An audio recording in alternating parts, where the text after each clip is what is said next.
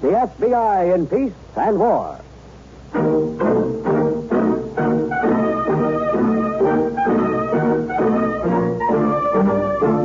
Another great story based on Frederick L. Collins' copyrighted book, The FBI in Peace and War. Drama, thrills, action. Tonight's transcribed story, The Bungler.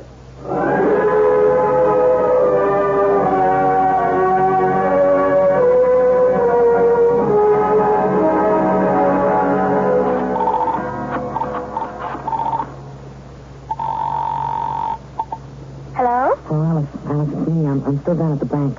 But maybe you better go ahead and eat your supper. Oh, I'll wait. No, just go ahead. I'm not coming home tonight, Allie.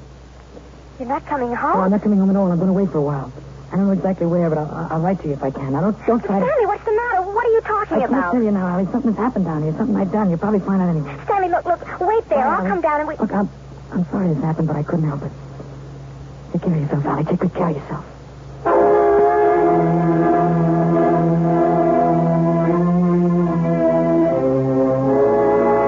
Stanley Phillips, aged 31, was a teller at the Suburban National Bank where he had worked for 10 years. Stanley had been married for 7 of those years and had lived uneventfully in a 3-room apartment. He had one passionate and consuming interest in life, motorboats.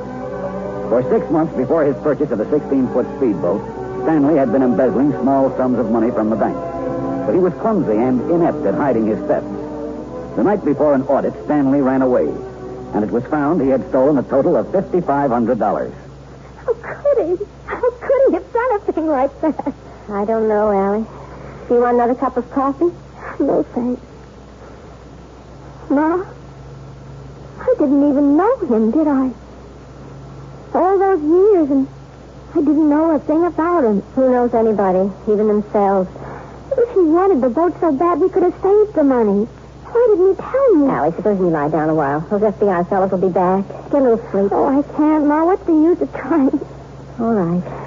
Maybe I'll go back to the apartment. No, you're going to stay here at the house with me. You've got your own room upstairs, and no one will bother you. All right. But if Stanley should call the apartment... If what? Well, he'll call me sometime. I know he will. Allie, I don't want you to talk to him, ever. I'd have to. You can't, Allie. No, he isn't a racketeer or a hoodlum. He took $5,000 of other people's money. Yes, I know. And he didn't think of you when he did it. Oh, Ma. He didn't. All he thought about was himself and that stupid boat. What right did he have to do a thing like this to you? Well, he must have meant to put the money back sometime. Allie. He must have, Ma. All right, Alice. All right. Maybe I will have a little more coffee. Yes, it'll do you good. I'll bring my things over tomorrow from the apartment. Yes. You want cream? No, just black. Ma. Yes? I know just what he'd say if he was here now. He'd say, Allie, I was only borrowing the money temporarily. Yeah, sure, he was just borrowing. But he leaves you here to talk to cops, to have your picture in the paper. Wife of embezzlement. Ma. You have to take it, Allie, not him. Never mind if you didn't even know about it. You're his wife, and they're not going to let you alone from now on. Not till they catch him. They will catch him, won't they? Stanley's such a bungler. They're sure to catch him sometime.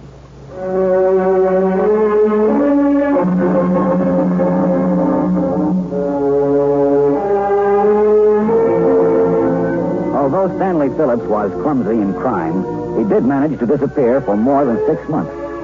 During that time, he made no attempt to get in touch with his wife, and the strict surveillance we had maintained was relaxed a little.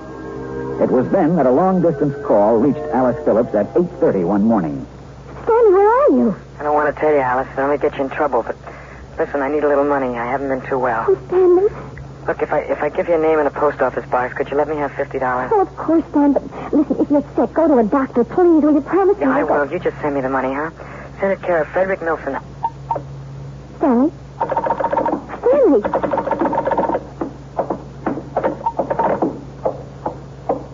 Ma, I didn't know you were home. I was upstairs taking a nap. Stanley just phoned. I know. I listened on the extension. What? I'm sorry, Alice. I had a feeling... Why did you got to snoop on my call? I can't help it, Alice. I had a feeling it might be him. I want them to catch him. I do. Then it'll be over, and you'll stop crying and worrying yourself into skin and bones. You had no right to listen in. Well, I did. I'm glad you don't know where to send him the money. He's sick, Ma. You heard him. Yes, I heard the same old whine. He can't take care of himself. He needs help. He does. He needs me. Alice. Well, he does. And I suppose you'd go to him right this minute if you knew where he was. I suppose I would. Oh, Alice. Ma, you can't be married to someone for 7 years and then all of a sudden... Alice, darling, the man is a criminal. He's wanted by the police. I'm still married to him. He's going to be caught and sent to jail. Maybe he won't be. Maybe he's smarter than he was 6 months ago. All right, Alice, there's no use arguing. 9:15, and you better get down to the office. I'm not going to the office. Why? They fired me. Mr. Maxwell said they were cutting down on the staff. That isn't true, is it? They're cutting down. No. They found out I was using my maiden name. I'm sorry, darling. It's all right. They did it very gracefully. They didn't even mention Stanley. Well, if you're not going downtown... I am. I've got an appointment at the employment agency. I'll just use my right name, that's all. I haven't got anything to hide. All right, dear. I'll be home for lunch if you've got anything. There's plenty. You come home. I will. Alice. Yes? Come home early, will you? Yes. I will.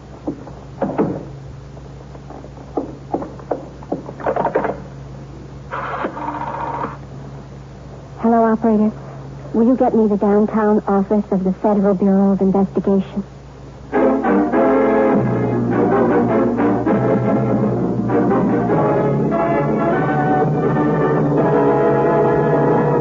Back to the Bungler in just a moment.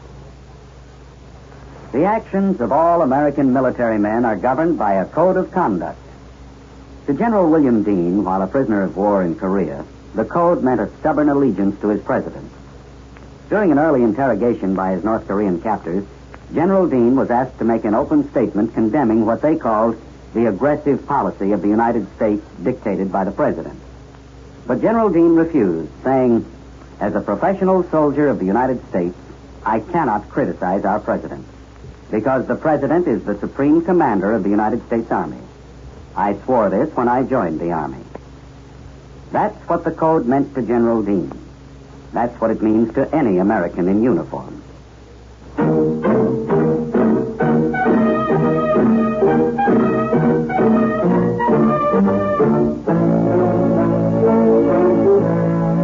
And now, Act 2 of tonight's story, The Bungler.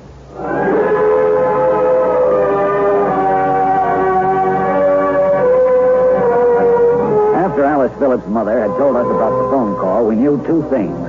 Phillips was in Bay City, and he was probably using the name Frederick Milson. Adding a third element to this, the fact that Bay City had a large public boatyard, we began looking in this area. After several days, we came to a Marine Service station. The owner of the station recognized Phillips' picture immediately. Sure, that's Fred Milson. He worked here for 3 months. Then I had to let him go. Why, Mr. Wrigley? Well, he had some sort of trouble with his back. I don't know what it was, but it got so he couldn't even lift one of those 5-horse outboards. And we service a lot of outboards, and I just had to let him go. Was he pretty good with the boats? Yes, sir, I'll say that much. He was good with the boats. As a matter of fact, he was kind of a nut about boats. Said he owned a Sterling Speedcraft, but I didn't believe him. Those Sterlings cost over $5,000. Have you any idea where Milson is now? No, I can't say as I have. He hasn't been in touch with you since he left? No, and I guess he wouldn't be either. We had a kind of an argument when he left. He said I had no right to fire him, and I said if he couldn't do a day's work, well, you know how those things go. This back ailment he had, Mr. Wrigley, do you know whether he saw a doctor? No, I don't. I told him to see Doc Evans up there on Bayview Avenue, but I don't know whether he did. Say, I don't suppose any of my business, but is he in some kind of trouble? We were coming to that. Yes, he's in trouble. He's wanted for embezzlement. He took money from a bank in Bridgetown. Embezzlement? Fred Milson? His right name is Stanley Phillips. Embezzlement? A quiet little fellow like Fred? That's right. Well, now, I certainly wouldn't have believed something like that. He didn't drink or run around or anything. We know. Mr. Wrigley, we're going to give you a phone number to call if Phillips ever gets in touch with you again. Will you call this number immediately if you hear anything about him? Yes, I sure will. But Fred Milson, you'd never think that a fellow like that was the type, would you? There is no particular type for that kind of crime, Mr. Wrigley. It attracts all sorts of people.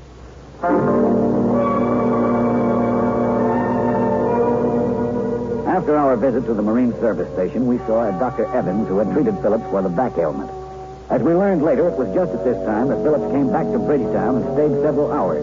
Most of these hours in the Bridgetown Memorial Park, just across from his mother-in-law's house. Alice, over here.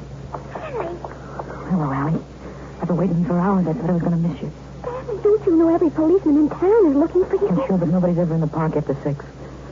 Well, how are you, Allie? I've been wanting to... Oh, Stanley, shouldn't I? I missed you something terrible, Allie. Did you? Yes, but please, Stanley. I'm only going to stay a couple of minutes. Oh, Allie.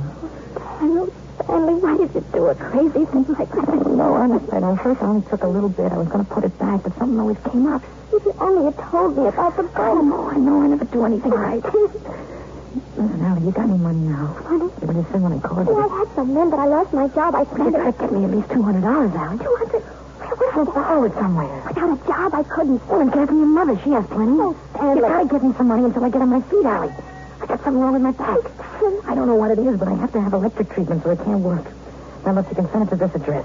It's a garage. They let me sleep in an upstairs room. Allie, get me the money somehow. I'll try. I'm going to count on you. Bye, Allie. I'm sorry things I... No, I'm sorry they turned out the way they did. Don't take all of the money. Oh, Stanley.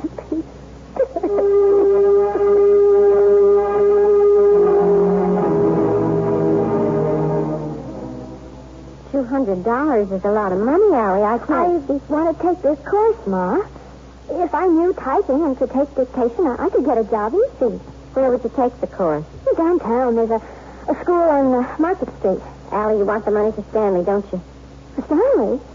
Well, where did you get a crazy idea like that? Did he call you again? Of course he didn't, and you've no idea. He has to call you again, Allie. Please don't get mixed up with him. He'll only bring you more trouble. Are you going to give me the $200? No, I'm not, because it's for him. Please, Ma, I've never asked you for anything like this before. No, Allie. Ma, he needs the money desperately. He's sick. He can't work. Please, I beg you. I can't do it, Allie. Please. And if you tell me where he is, I'll have to turn him over to the police. How could you?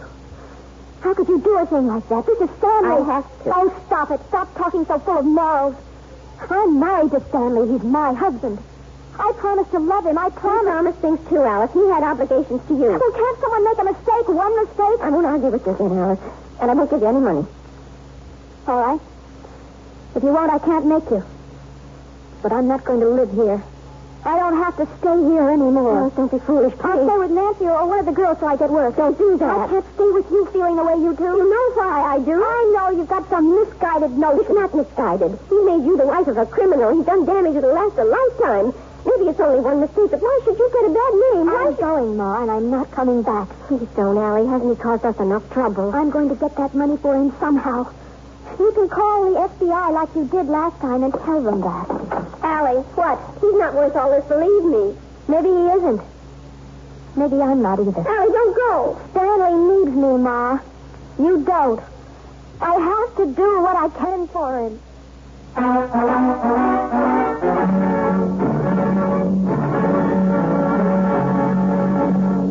Back to the Bungler in just a moment. Friends, this is Jimmy Wallington.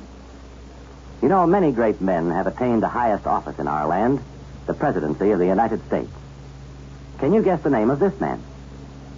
He was born in Cincinnati, Ohio in 1857, the son of an eminent jurist and statesman. After graduating from Yale University, he served in various federal, state, and academic positions until 1901, when he became our first civil governor of the Philippine Islands. In 1904, he entered President Theodore Roosevelt's cabinet as Secretary of War and served until 1908, when he was nominated for and elected to the presidency. After his term in our highest office, he was appointed Chief Justice of the United States Supreme Court and served in that position until 1930. And you should have his name by now, but in case you don't, here's one more important clue. His son was an unsuccessful candidate for nomination by his party for the office of president. Yes, he was William Howard Taft, 27th President of the United States. His life is part of your American heritage.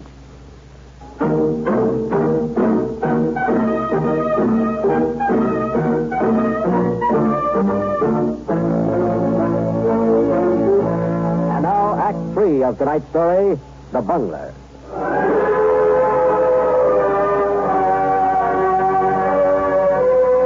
several days after we had seen Dr. Evans and began to have one more talk with Philip's wife. We had hoped that her attitude might have changed since our last visit, but we were not prepared for the news we heard from her mother, Mrs. Baker. She hasn't even phoned, so I don't know where she is. I tried all her friends, but not a one of them heard from her. Do you think she knows where her husband is and may have gone to him? She couldn't have. She just couldn't have. But he did get in touch with her again and ask for money. Yes, he did. That's what we had to fight about. Did you see a letter? No, I didn't see a letter. I've been watching the mail every day. Do you think he might have been here in Bridgetown? I just don't know. I came home Monday afternoon, and Allie was waiting for me. She'd been crying. I could see that. And then out of the blue, she asked me for $200 to take a secretarial course. I knew right away it was for him. And there hadn't been any letter that day? No, I'm sure. So the chances are good that he came here and saw her? Yes, I guess so. Oh, I know I shouldn't say this for her sake, but I wish you'd find him. I wish it was over. Did your daughter have any money, Mrs. Baker? Just what was in his purse? A few dollars. So she couldn't have gone very far to meet him, if she did meet him. How could she see him? Isn't he better than a common sneak thief? How could she want someone like that? It works out that way, Mrs. Baker, quite often. I just don't understand this. If he was half a man or half a crook, but he's just a bungler. Mrs. Baker, do you have a recent picture of your daughter? I have a snapshot from the beach last year. That'll do. You don't really think she's gone to him, do you? I'm afraid I do, Mrs. Baker. From all you've told us, it looks like a familiar story. Your daughter feels that her husband needs her.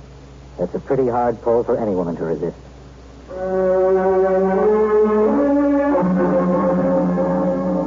And I dreamed you were all alone here, and you were sick, and they came to get you, and then you called me, and you kept calling and calling, and I couldn't get to help you. I know, Allie, but you shouldn't have come here. I had to, Stanley. I'll go back now if you want, but I had to see. No, don't go back. I had to see if you were all right. All right, Allie. I'll go tomorrow. Oh, no, please. Yes, I'd better.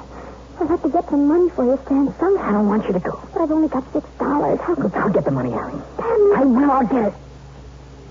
Listen, Allie, if I get enough for us to go away from here, say to New York or some big city, I could grow a mustache and dye my You're not hair. well enough to go anyplace, Stan. You're back. Never mind that. Allie, we could begin all over again, a clean slate, no more mistakes. If you really want to start fresh, Stanley. No, don't talk about that anymore. But it's your first offense. It wouldn't give you a long term, and I'd wait, Stanley. I won't go to jail. I couldn't stand that. I guess you could. Look, Allie, I'm going to get that money, and then you and I are going to start all over again. Listen, it'll be great, like a honeymoon, Mr. and Mrs. Fred Nelson. There are plenty of boatyards around New York. I could sort of make a set of references from here in Bay City. Come on, Allie, what are you crying about? Nothing, Stan. Just crying. Well, you can stop crying. We're going to start all over again. I'm going to get that money tomorrow. You wait and see.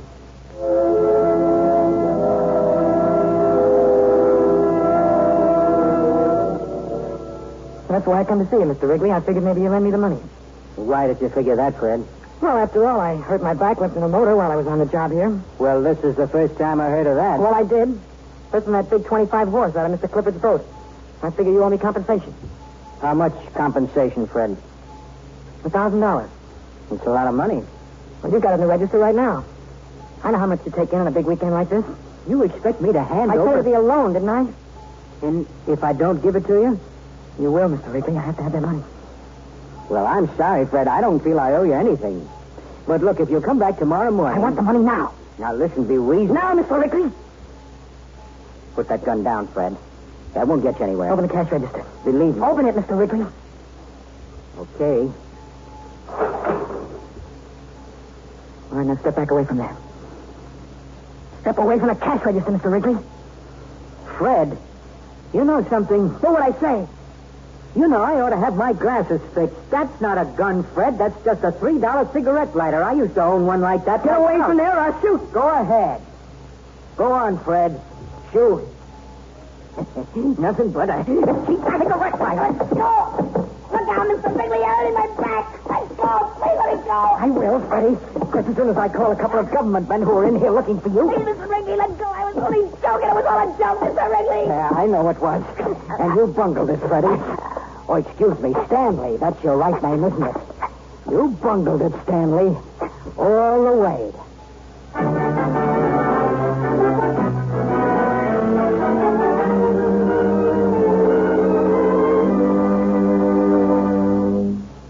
Stanley Phillips offered no defense to the charge of embezzlement or to his attempt at a holdup. In view of this serious complication to the original theft from the bank, Phillips received a sentence of 5 to 8 years in prison. His wife, Alice, said she'd wait for him. But we understand that now, after 3 years, she may be changing her mind about the Bungler.